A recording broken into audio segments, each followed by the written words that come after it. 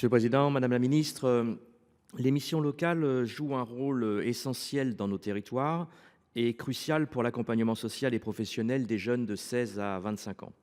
Elles permettent le déploiement de politiques portées par le tissu local, mais aussi et surtout la mise en œuvre des dispositifs de l'État et en premier lieu le contrat d'engagement jeune. Ce dispositif, dont le déploiement s'est accompagné de financements supplémentaires en direction des associations, a conduit ces dernières à recruter de nouveaux collaborateurs pour répondre à l'augmentation du nombre de bénéficiaires accueillis et accompagnés.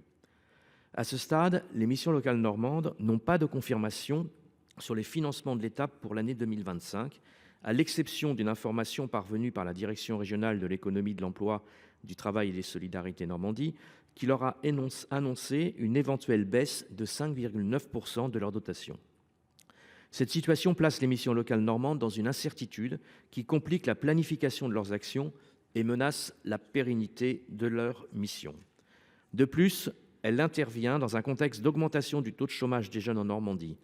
Au troisième trimestre 2024, ce taux a atteint 7,2%, avec une augmentation de 8,3% du nombre de demandeurs d'emploi de moins de 25 ans sur un an. Dans ce contexte, il apparaît crucial de renforcer les actions des missions locales qui anticipent une augmentation du nombre de jeunes accueillis pour cette année. Madame la ministre, quelles mesures compte prendre le gouvernement pour pérenniser l'action de ces missions locales et ainsi leur permettre de poursuivre l'accompagnement des jeunes vers l'emploi? Monsieur le sénateur Didier Marie, bonjour.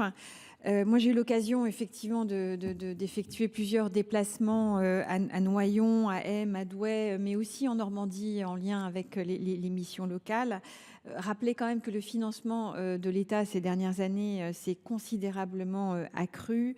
Un financement qui s'est réduit de 5,8% cette année, mais qui reste supérieur à 27% de celui d'il y a 4 ans. Je rappelle aussi que les effectifs des missions locales au niveau national ont augmenté depuis 7 ans de 20 à 25%. Cette mesure d'économie est assortie d'une mesure qui consiste à reporter une partie des versements de 2025 à 2026, compte tenu du niveau de trésorerie constaté et en veillant à tenir compte au cas par cas de la situation financière des structures, notamment des structures en milieu rural.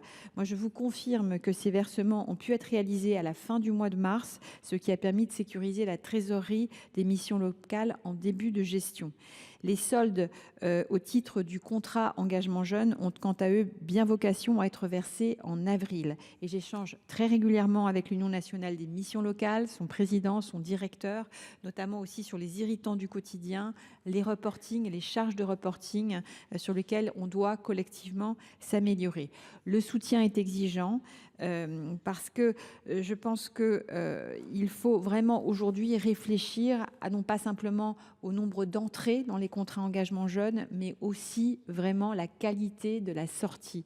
Moi, j'aimerais quand même rappeler quelques chiffres aujourd'hui sur les contrats engagement jeunes. 200 000 contrats engagement jeunes côté mission locale, 85 000 côté France Travail.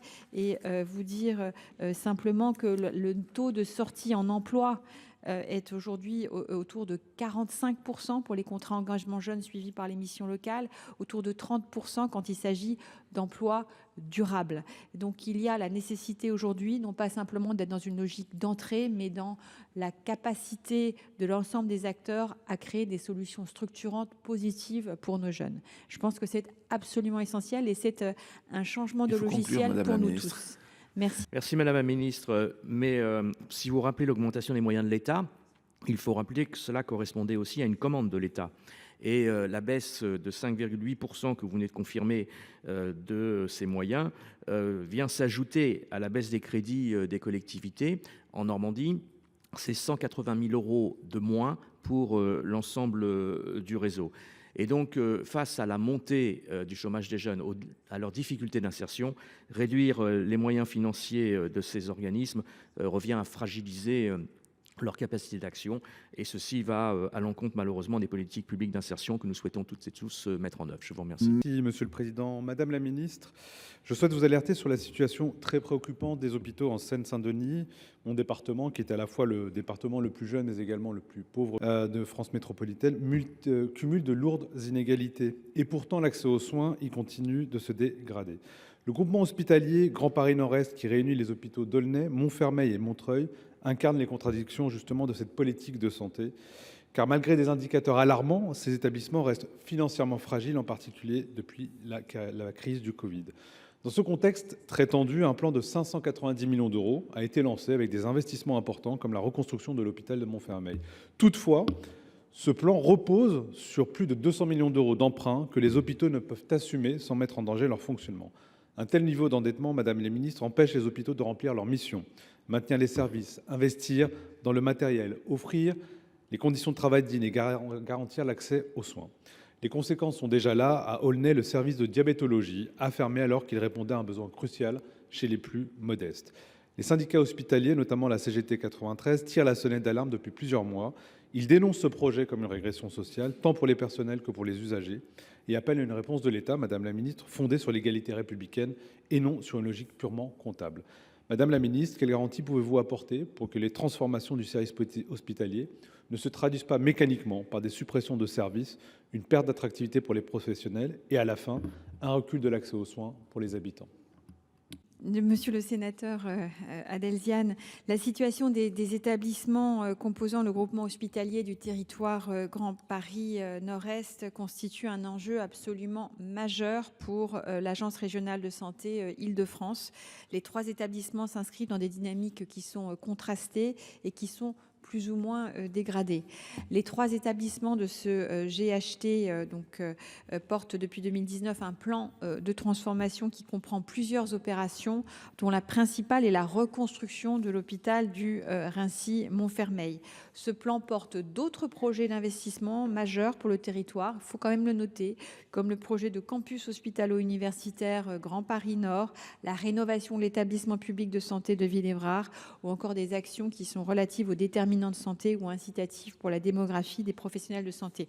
J'ai été interrogée sur le sujet de la sécurité périnatale et c'est aussi un très grand enjeu dans votre département. Donc autant de démarches qui contribuent, comme vous l'avez appelé de vos voeux, à renforcer l'accès aux soins sur ce territoire et à réaliser la promesse républicaine. Afin d'assurer la pérennité financière du programme d'investissement, je rappelle qu'un plan de financement 2024-2034 ambitieux prévoit un recours à l'emprunt à hauteur de 217 millions d'euros, ainsi que des aides en capital à hauteur de 339 millions d'euros, un autofinancement de 21 millions d'euros par session. Des aides régionales également en exploitation sont également mobilisées pour un montant de 47 millions d'euros afin de sécuriser la trésorerie.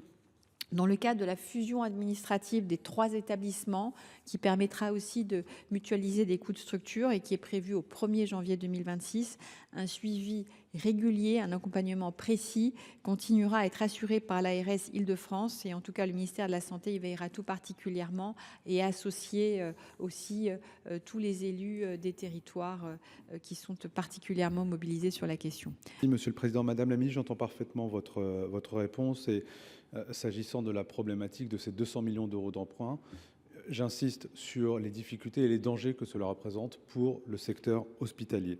Je tiens à réaffirmer que dans mon territoire, marqué par ses besoins de santé considérables et une forte pression sur les établissements, toute mesure doit s'accompagner de garanties solides. Nous avons un objectif partagé d'amélioration de l'accès aux soins, comme pour les professionnels de santé, dans des conditions soutenables pour les établissements. Nous resterons attentifs à la manière dont ces mesures évoquées, concrètement, pourront être mises en œuvre. Merci, Monsieur le Président. Madame la Ministre, ma question porte sur la crise institutionnelle que traverse la Fédération française de karaté et des disciplines associées.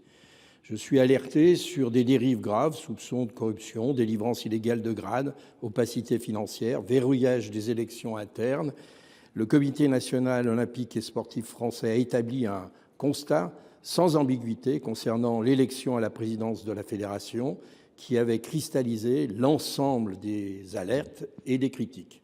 Pour sortir de cette crise, le CNESF avait recommandé l'organisation d'un nouveau scrutin, proposition que la présidence de cette fédération a refusée. En juin 2024, l'Agence française anticorruption avait recommandé une inspection générale de cette fédération, restée sans suite. Pendant ce temps, cette fédération poursuit ses manquements au contrat de délégation, absence totale de parité au sein de la Commission nationale des grades, Pas de plan de prévention, de lutte et de formation contre les violences sexuelles et sexistes.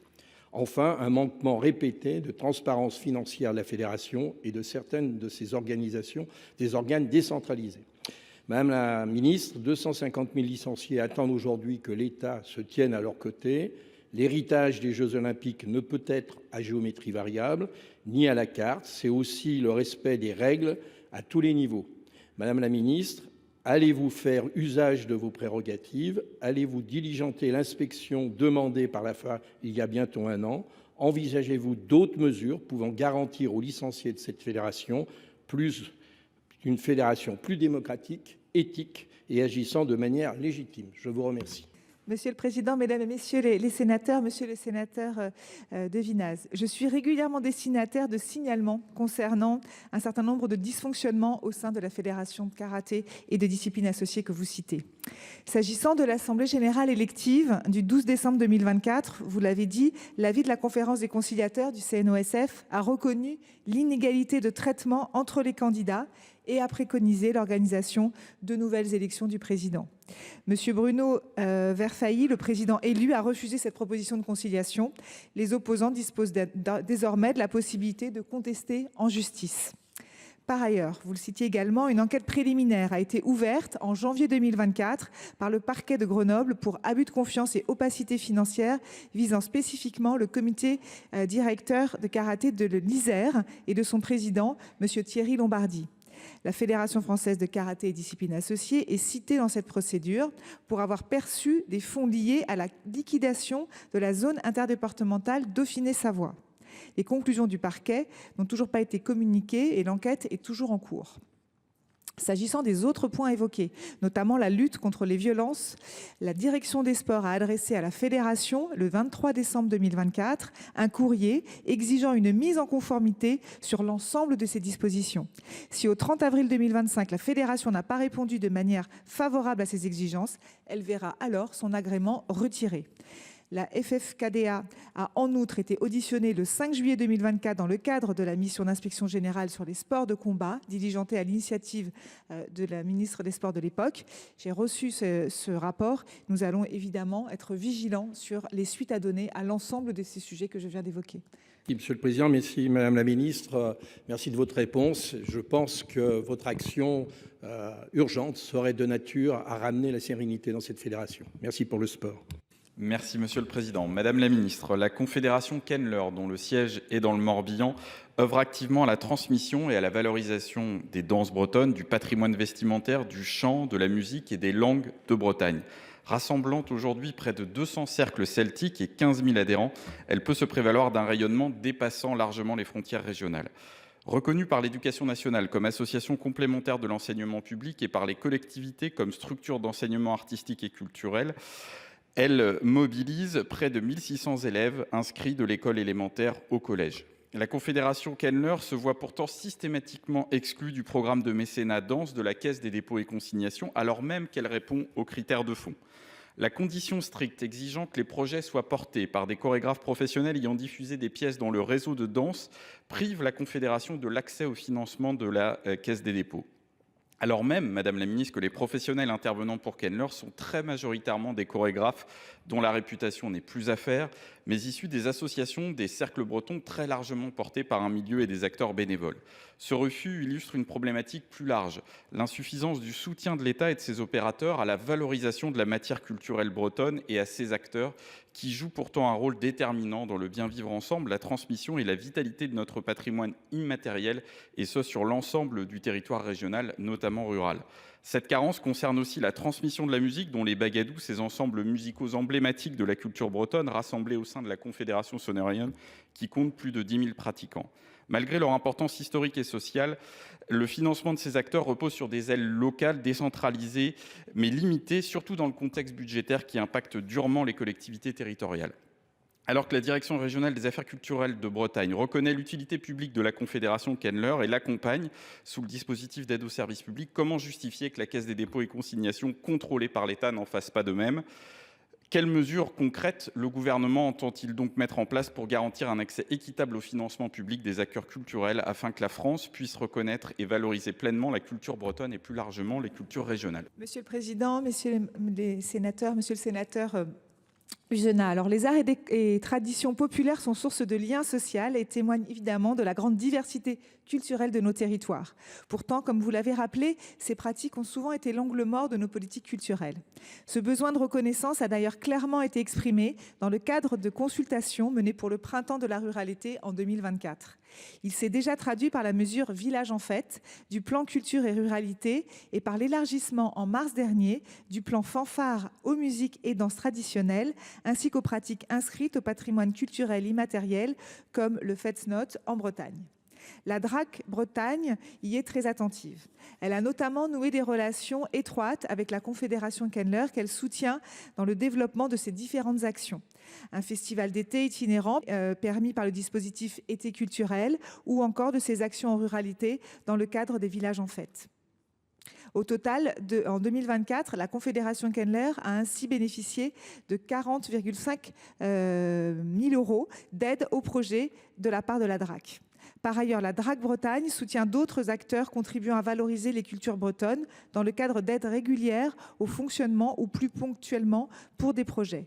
C'est le cas notamment des Bagadous, comme pour l'association Bogaded Art Sonerion, excusez-moi, je ne suis pas bretonne, je prononce peut-être mal, ou des équipes artistiques comme la compagnie Ohari en danse, des lieux de diffusion comme la Grande Boutique ou encore des structures de valorisation de la culture et de l'identité bretonne comme l'association Bretagne Culture Diversité.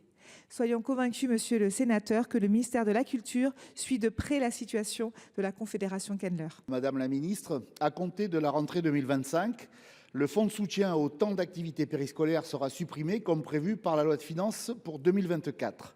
Sa disparition, si elle se concrétise, va considérablement impacter les communes qui ont besoin de ce financement pour assurer la soutenabilité financière des TAP.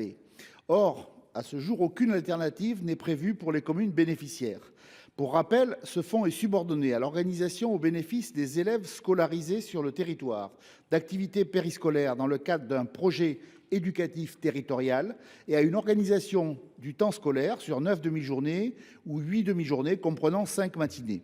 Ces aides sont calculées en fonction du nombre d'élèves éligibles dans la commune et comprennent un montant forfaitaire ainsi qu'une majoration forfaitaire en faveur des communes éligibles à la dotation de solidarité urbaine cible ou à la dotation de solidarité rurale cible. En Haute-Vienne, 4 communes, Nieul, Périllac, Saint-Gence et Vérac, ont maintenu, dans le cadre du plan éducatif de territoire 2024-2027, l'organisation sur 5 matinées. Via le syndicat intercommunal pour l'enfance, la petite enfance et l'adolescence, elle propose une offre d'activités périscolaires de grande qualité à l'ensemble des enfants scolarisés. De surcroît, dans un souci de réduction des inégalités, les communes et le syndicat intercommunal ont fait le choix de les rendre gratuites pour tous. Madame la ministre, il est indispensable de préserver de tels services à la population et de soutenir les communes rurales qui les mettent en œuvre. Le Gouvernement va-t-il revenir sur la suppression du fonds de soutien au TAP ou, à minima, va-t-il prévoir un mécanisme de compensation ? Monsieur le Président, Monsieur le sénateur Christian Redon-Sarrazy, vous l'avez rappelé, vous l'avez dit, le fonds de soutien au développement des activités périscolaires avait pour objectif de contribuer à mettre en place des activités périscolaires au moment du passage à l'organisation scolaire sur 4 jours et demi. Ce fonds avait une durée limitée. La loi de 2013 qui l'a créé est très claire de ce point de vue-là. Et depuis le décret du 27 juin 2017, la majorité des communes qui en bénéficiaient a opté pour une organisation du temps scolaire sur 4 jours. Elle ne bénéficie donc plus du fonds. Et l'évolution est sensible car pour l'année scolaire 2016-2017, 20 000 communes, soit plus de 5 millions d'élèves en bénéficiaient pour un coût de 380 millions d'euros. Aujourd'hui, le nombre de communes bénéficiaires a été divisé par 20 et son coût a été divisé par 10 pour 37 millions d'euros. 50% de ce coût est concentré sur 15 communes, dont Paris, qui représente à elle seule 5 millions d'euros. Il apparaît que le fonds n'incite pas les communes à maintenir les rythmes scolaires des élèves de leur territoire. C'est pourquoi l'extinction du fonds a été programmée pour la rentrée 2023. Mais pour répondre à l'inquiétude des élus, le gouvernement a choisi de reporter son extinction pour permettre aux collectivités d'avoir le temps de s'adapter. Cette décision ne remettait pas en question le principe de la suppression du FSDAP pour la rentrée 2025 qui a été acté par la loi de finances pour 2024. Un nouveau report ne peut pas être envisagé, a fortiori par voie réglementaire. Enfin, dans un contexte budgétaire contraint, la ministre Elisabeth Borne a fait le choix de recentrer ses crédits sur d'autres dispositifs et d'autres priorités sociales. Je pense notamment aux crédits ouverts pour la loi de programmation pour la refondation de Mayotte. Bien entendu, dans le cadre de la préparation du budget 2026, nous sommes à votre disposition et à l'écoute de vos propositions. Je vous remercie. Oui, Madame la Ministre, je n'avais pas beaucoup d'illusions sur le contenu de votre réponse, hélas, mais votre décision fait encore porter tout l'effort budgétaire sur les collectivités qui ont fait ce choix, puisque l'opportunité leur était laissée de conserver ces 5 matinées. Leurs finances sont déjà très contraintes, cela va réduire encore leur marge de manœuvre et elles ne pourront sans doute pas offrir aux enfants des activités variées telles qu'elles les ont mises en place à travers des structures aujourd'hui bien établies et qui comptaient sur ces financements. Et les enfants ne pourront pas ainsi bénéficier d'une émancipation culturelle dont ils sont parfois privés. Merci, Monsieur le Président. Monsieur le Ministre, je souhaiterais attirer votre attention sur l'exclusion des Outre-mer français du périmètre de la Charte sociale européenne. Rédigée au début des années 60, la Charte sociale européenne garantit des droits fondamentaux en matière de santé, de logement, d'éducation, d'emploi et de protection sociale. Or, lors de la signature de ce traité international, la France a choisi d'exclure ces territoires ultramarins de son champ d'application. Et cette situation perdure depuis plus de 60 ans. Aucune modification n'a été apportée pour inclure nos 3 millions de concitoyens ultramarins. Pourtant, l'extension de la portée de ce texte aux territoires ultramarins ne nécessiterait qu'une simple notification adressée par le gouvernement français au secrétaire général du Conseil de l'Europe. D'autres pays européens comptant des territoires ultramarins ont fait des choix différents. À titre d'exemple, les Pays-Bas appliquent la charte à la partie néerlandaise de l'île de Saint-Martin, alors que la partie française de cette même île en est exclue. La Commission nationale consultative des droits de l'homme a qualifié cette situation d'inacceptable dans un avis adopté à l'unanimité. En mars 2024, une réclamation collective contre la France a été déposée devant le Comité européen des droits sociaux par plusieurs associations de défense des droits humains. La semaine dernière, le Comité européen des droits sociaux a jugé irrecevable une réclamation car la France n'a pas déclaré qu'elle attendait l'application de la charte aux Outre-mer. Cette exclusion pose une question fondamentale d'égalité des droits entre les citoyens de l'Hexagone et ceux des Outre-mer, particulièrement dans un contexte où les spécificités de nos territoires, comme la Réunion, nécessitent une protection sociale renforcée. Je demande donc quelles mesures le Gouvernement entend prendre pour mettre fin à cette discrimination historique et étendre enfin l'application de la Charte sociale européenne aux territoires ultramarins. Il s'agit ainsi de garantir l'égalité des droits pour l'ensemble des citoyens français, quel que soit leur lieu de résidence, à Saint-Denis, Cayenne ou Paris. Monsieur le Président, Mesdames et Messieurs les sénateurs, Madame la sénatrice, chère Audrey Bélim, effectivement, c'est toujours un plaisir de revenir à la maison. Je prends l'engagement devant vous, Madame la sénatrice, que la Charte sociale européenne et sa garantie des droits économiques et sociaux seront prochainement appliquées uniformément à l'ensemble du territoire national. Comment cela va-t-il se passer? Une demande sera formulée au Conseil de l'Europe pour en étendre l'applicabilité aux départements et régions d'outre-mer. Donc, une simple demande suffira.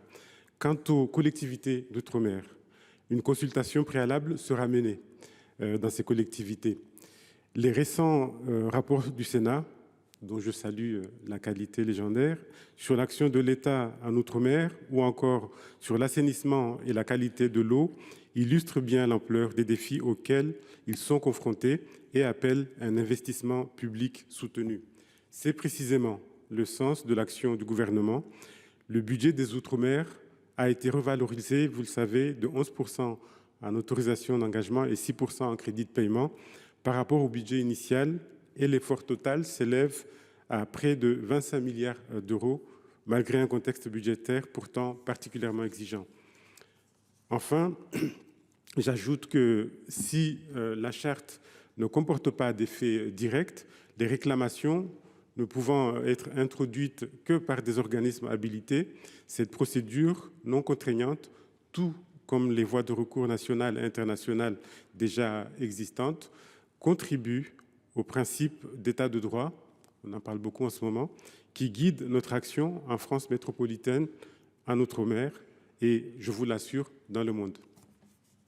Merci Monsieur le Président. Monsieur le Ministre, il y a plus d'un an, la Commission nationale consultative des droits de l'homme mettait en exergue le fait que les enfants tués par leurs parents ne font l'objet d'aucun recensement précis en France et lançait l'alerte sur une situation inquiétante. Le dernier rapport sur les morts violentes d'enfants au sein des familles date de 2018. Il dénombre 363 victimes entre 2012 et 2016, soit un décès tous les 5 jours. Ce chiffre alarmant ne reflète qu'une partie du phénomène, car il ne tient pas compte du chiffre noir des néonaticides non révélés, ni des enfants victimes du syndrome du bébé secoué non diagnostiqué. Des morts sont donc ignorées, faute d'autopsie sur les corps d'enfants présupposés morts naturellement ou accidentellement. L'absence de données fiables, due à des absences ou à des erreurs de diagnostic, laisse à penser que le nombre de morts est en réalité plus important. En 2022, le gouvernement, dans son plan de lutte contre les violences faites aux enfants, affichait l'objectif louable de bénéficier de données pour une meilleure prévention des infanticides. Malheureusement, rien n'a évolué depuis. Monsieur le ministre, qu'allez-vous mettre en œuvre pour améliorer le recensement statistique de ces enfants tués par leurs parents? Monsieur le Président, Mesdames et Messieurs les sénateurs, Madame la sénatrice chère Laurence Harribey, les statistiques à disposition du ministère de la Justice ne permettent effectivement pas à ce jour d'évaluer le nombre d'enfants tués par leurs parents, qu'il s'agisse d'atteintes volontaires à la vie ou de violences volontaires ayant entraîné la mort sans intention de la donner. Toutefois, en isolant précisément dans le champ infractionnel retenu les seuls ascendants directs par rapport aux autres personnes ayant autorité, la circulaire du 28 mars 2023 relative à la politique pénale en matière de lutte contre les violences sur mineurs formule des directives. Celle-ci vise à mieux appréhender et traiter sur un plan judiciaire les morts violentes de mineurs liées à une infraction volontaire commise dans la sphère familiale ou institutionnelle. Cette circulaire invite notamment les parquets généraux à informer de manière systématique la direction des affaires criminelles et des grâces de la survenance de tels drames, y compris en cas de syndrome du bébé secoué ou de mort en lien avec le suicide des parents. Elle vise également à mettre en œuvre un retour d'expérience systématique sur ces décès. L'objectif de ce retour d'expérience est d'analyser a posteriori chaque infanticide commis dans la sphère familiale, de retenir les éléments pertinents en matière de prévention et de traitement judiciaire de ces drames afin de les pérenniser et d'identifier les axes d'amélioration à travailler. Cette circulaire, Madame la sénatrice, encourage aussi la conclusion de partenariats renforcés avec le milieu médical afin de favoriser le signalement de morts violentes d'enfants au sein des familles, pouvant notamment être en lien avec le syndrome du bébé secoué. Comme vous le voyez, nous poursuivons nos efforts sur ces sujets très graves et je vous remercie de votre engagement. Merci, Monsieur le Ministre. Madame Harribey, pour 32 secondes. Merci, Monsieur le Ministre, pour ces éléments qui montrent en effet que le problème est considéré et qu'on essaye d'avancer. Moi, je vous propose peut-être à un moment donné de faire un point officiel sur les éléments d'amélioration. Et je pense aussi qu'il faut engager une réflexion, vous l'avez laissé entendre, pour repenser certaines qualifications pénales pour coller davantage à la spécificité criminologique de certains actes commis. En tout cas, nous sommes prêts à travailler dans cette direction et je vous remercie. Merci, Monsieur le Président. Monsieur le ministre, nous allons rester dans la gendarmerie puisque je souhaite vous interroger sur le fonctionnement et surtout sur le devenir de la section aérienne de gendarmerie de Limoges. Comme celle d'Égletons en Corrèze, celle de Bayonne dans les Pyrénées-Atlantiques, celle-ci devra fermer temporairement à plusieurs reprises au cours de l'année 2025, et ce pour des raisons de maintenance de la flotte d'hélicoptères Écureuil compte tenu de son obsolescence. Vous le savez, ces fermetures suscitent de vives inquiétudes tant le rôle joué par les femmes et les hommes de ce service public en matière de maintien de l'ordre et de secours aux personnes est important dans nos territoires, aussi bien ruraux qu'urbains. Il y a peu, le ministre Buffet a répondu à mon collègue Stéphane Delautrette, député de la Haute-Vienne, que de nouveaux hélicoptères étaient commandés et seraient normalement, j'insiste bien sur ce mot, livrés dans les prochains mois. Au regard du contexte international, de la dégradation des finances publiques et de l'annulation récente des 8 milliards de crédits à ce jour dans le budget 2025, pouvez-vous m'assurer que ces nouveaux matériels seront bien livrés, que la section aérienne de gendarmerie de Limoges en bénéficiera rapidement et me confirmer que la pérennité de cette dernière n'est en rien menacée? Je vous remercie. Monsieur le ministre. Oui, Monsieur le Président, merci.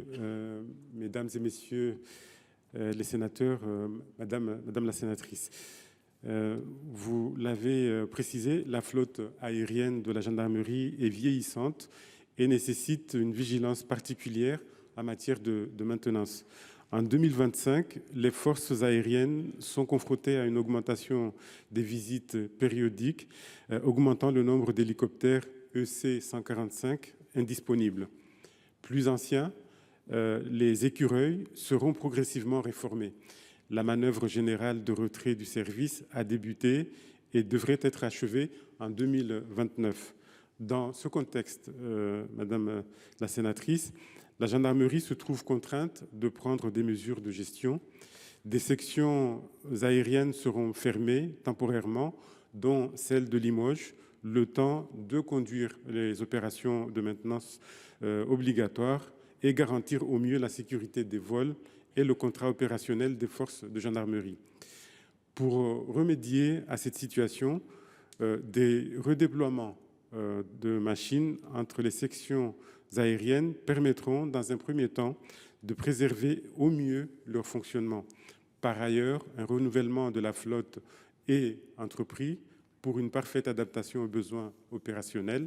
Je vous le confirme, 16 hélicoptères de nouvelle génération H160 et H145D3 sont commandés pour remplacer les Écureuils réformés.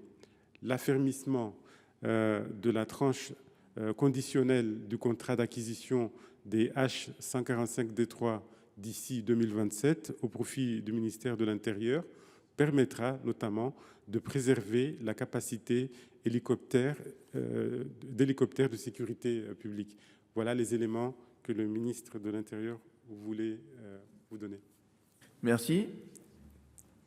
Madame la sénatrice, à vous, pour 41 secondes. Je vous remercie, Monsieur le ministre, de ces éléments. J'espère vraiment pouvoir, dans quelque temps, partager votre optimisme, parce que on sait bien que le renouvellement de la flotte est un impératif pour assurer la disponibilité des moyens aériens et leur conformité aux besoins opérationnels. Mais sur le terrain, vraiment, les élus locaux sont très attachés à la gendarmerie, à sa présence dans les territoires et à l'entièreté de ces missions. Donc plus tôt nous aurons ces hélicoptères, plus tôt ils seront opérationnels sur le terrain et il n'y aura plus de questions à se poser sur la pérennité de nos sections aériennes de gendarmerie. Je vous remercie. Merci, Monsieur le Président. Monsieur le Ministre, je souhaite de nouveau attirer l'attention sur la situation préoccupante des locaux de la direction départementale de la police nationale de l'Ariège à Foix. Aujourd'hui, dispersées sur 3 sites vétustes et inadaptés, ces infrastructures ne permettent plus aux 90 agents de remplir efficacement leur mission. Problèmes de salubrité, manque d'espace de travail, non-conformité aux normes de sécurité incendie et d'accessibilité, stationnement insuffisant, autant de contraintes qui pèsent sur les conditions de travail des policiers et compromettent leur sécurité. Malgré des travaux ponctuels, ces interventions coûteuses ne règlent pas les problèmes structurels. Face à cette situation, le projet de relocalisation dans les anciens locaux de la Banque de France à Foix constitue une opportunité unique. Ce bâtiment, sécurisé et fonctionnel, permettrait de regrouper l'ensemble des services tout en optimisant les coûts à long terme. Ce bâtiment, de nouveau disponible à la vente, représente une opportunité qu'il convient de saisir sans tarder.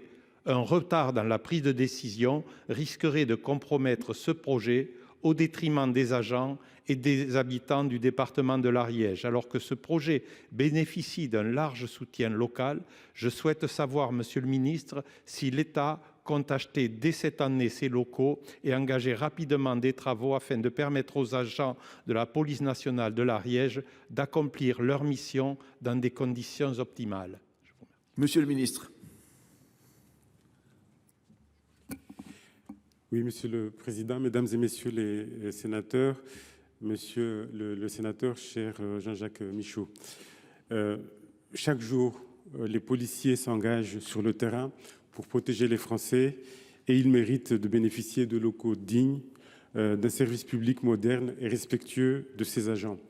Or, trop de commissariats sont encore inadaptés, vétustes, et l'immobilier représente une attente forte et légitime de la part de très nombreux policiers.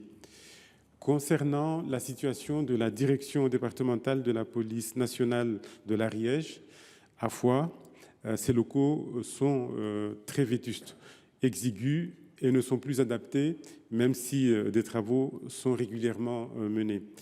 Tous les acteurs concernés, les policiers ou élus, conviennent de la nécessité d'un relogement.